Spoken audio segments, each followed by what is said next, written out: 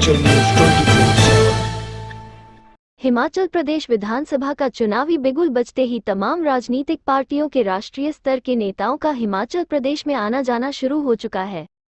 इसी कड़ी में अखिल भारतीय राष्ट्रीय कांग्रेस की प्रवक्ता अनुमा आचार्य ने सदर बिलासपुर में कांग्रेस प्रत्याशी बंबर ठाकुर के चुनावी प्रचार में सदर के कुठेड़ा पंचायत के कुठेड़ा में विशाल जनसभा को संबोधित करते हुए एक तरफ जहां कांग्रेस नेताओं से फीडबैक लिया, वहीं दूसरी तरफ उन्होंने कांग्रेस द्वारा दी गई 10 गारंटियों को हर हाल में पूरा करने का दावा किया।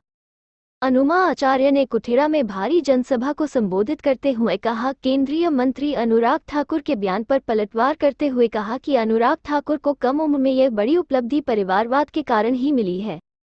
उन्होंने कहा कि अनुराग ठाकुर खुद तो कांग्रेस की लोकतांत्रिक चुनाव प्रक्रिया पर सवाल उठा रहे हैं, लेकिन उनके अपने ही संगठन बीजेपी के राष्ट्रीय अध्यक्ष जेपी नड्डा एक रबर स्टैंप अध्यक्ष है।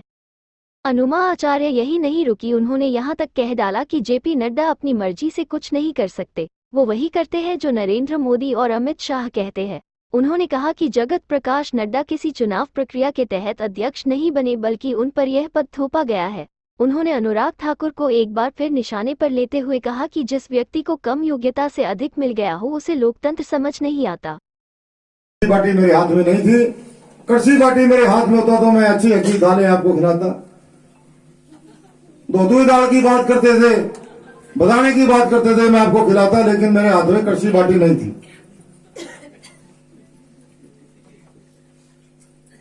फिर लोगों ने बोला कि फिर जिताओ, फिर जिता दिए। तो धूमल साहब की सरकार के अंदर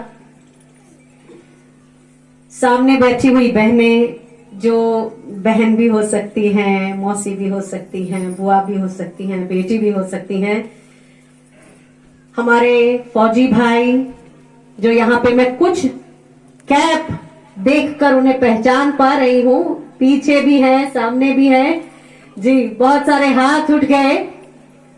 और कुठेड़ा की इतने सारे प्रकाश सांख्यान जी ने कही थी, उस बात को कहना जरूरी है। उन्होंने एक शब्द का इस्तेमाल किया था, षड्यंत्र, साजिश। पूरी दुनिया में जब जब कोई तानाशाह आता है, ऐसे 7-8 देशों के उदाहरण हैं, तो क्या करते हैं? सबसे पहले वो आपके हीरो बदल देते हैं, यानी कि जो नायक आपके होते थे, जिनको आप सम्मान करते थे, उनके बारे में इतनी घटिया घटिया बातें फैलाते हैं और उनको बदलने की कोशिश करते हैं और अजीब अजीब नाम के लोग ले आते हैं जिनका नाम आपने कभी सुना ही नहीं होगा। दूसरा काम करते हैं वो शिक्षा नीति बदलते हैं। तीसरा काम करते हैं वो विपक्ष के अंदर से सबका पूरा विश्वास हटाते हैं। तो ये सब हमारे देश के साथ हुआ। और मेरे साथ क्या हुआ? मैं जब फौज छोड़ रही थी, मैंने सोचा कि मेरा जो गृह नगर है विदिशा, जो 800 जिलों में सबसे नीचे के 4-5 जिलों में आता है, मैंने सोचा उसके लिए काम करूंगी। तो मेरी आंखें कैसी थी? हम जब लोकतंत्र की जमीन में रहते हैं ना, तो हम सबको एक जैसा समझते हैं। बीजेपी क्या, कांग्रेस क्या, कोई क्या, हम सबको एक जैसा समझते हैं। तो मैं प्रधानमंत्री नरेंद्र मोदी को कुछ जानती तो थी नहीं, बहुत मार्केटिंग से बहुत प्रचार हुआ था, कहा था कोई गुजरात मॉडल बना के आए हैं। तो मैंने उनको एक ईमेल लिखी और प्रधानमंत्री जी ने मुझे मिलने को बुलाया और मैं उनसे मिलने गई। तो प्रधानमंत्री जी ने मुझे कहा कि आइए हम आपको गुजरात से काम करना सिखाएंगे। तो मैं उनके पार्टी के साथ एक प्रोफेशनल की तरह, पार्टी के सदस्य की तरह नहीं, एक प्रोफेशनल की तरह वहां गई काम सीखने के लिए। लेकिन चौथे दिन मेरा दम घुटने लगा। अब आपको ये बात कि मैं प्रधानमंत्री से मिली, बहन अंजना धीमान जी के मोबाइल पर एक फोटो है, या आप कभी इसमें देखना चाहे तो आप ढूंढ सकते हैं, विंग कमांडर अनुमा आचार्य, मैं अपनी वर्दी में हूं। इतनी उम्मीदों से भरी थी मैं, और मैंने देखा कि वहां पर जाके महिलाओं का जो काम था वो सिर्फ ये था कि हाथों में सबके कमल की मेहंदी बना दो और जाके खड़े हो जाओ साड़ी पहन के और खूब अच्छे दिखकर, और बाकी उन महिलाओं का कोई से नहीं था, ना तो उनसे कोई बात करता था ना कुछ। उसके बाद जब मैं लौटी वहां से, तो मैंने देखा कठुआ में बलात्कारियों को माला पहना दी गई। तो ये सब जो चीजें होती गई उसके बाद, वो देख के एक दिन ऐसा भी आया कि जब भारतीय जनता पार्टी ने मध्य प्रदेश में मुझे विशेष आमंत्रित सदस्य बनाया। विशेष आमंत्रित सदस्य की तरह ही बुलाते हैं ना बाहर वालों को सांख्यान जी, और मैं प्रदेश की इकलौती ऐसी महिला हूं जिसने उसी समय मना कर दिया।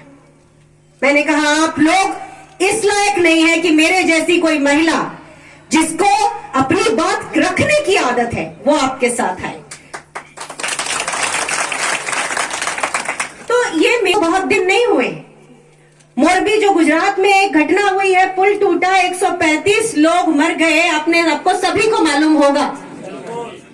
तो उस मोरबी की जो घटना हुई है, ऐसा ही हमारे मध्य प्रदेश में एक नर्मदा नदी, हमारी पवित्र नर्मदा नदी के ऊपर पुल है, बनने के कुछ महीने के अंदर टूट गया। बहुत बड़ा पुल था। ऐसे ही जो हमारे नेशनल हाईवे 45 है उसमें गड्ढा हो गया, एक बुंदेलखंड एक्सप्रेसवे।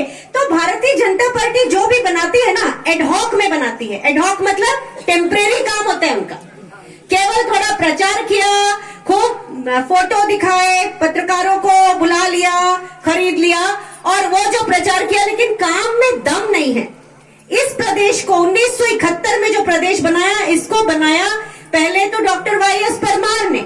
250 किलोमीटर की सड़कें होती थी, पर डॉक्टर परमार ने इस प्रदेश में शुरुआत से ही सड़कों का विकास किया और फिर बाद में वीरभद्र सिंह जी आए। कितनी शानदार बात है। आप अपने लिए भी ताली बजाइए कि आप केरल के बाद दूसरे नंबर पे साक्षर प्रदेश है।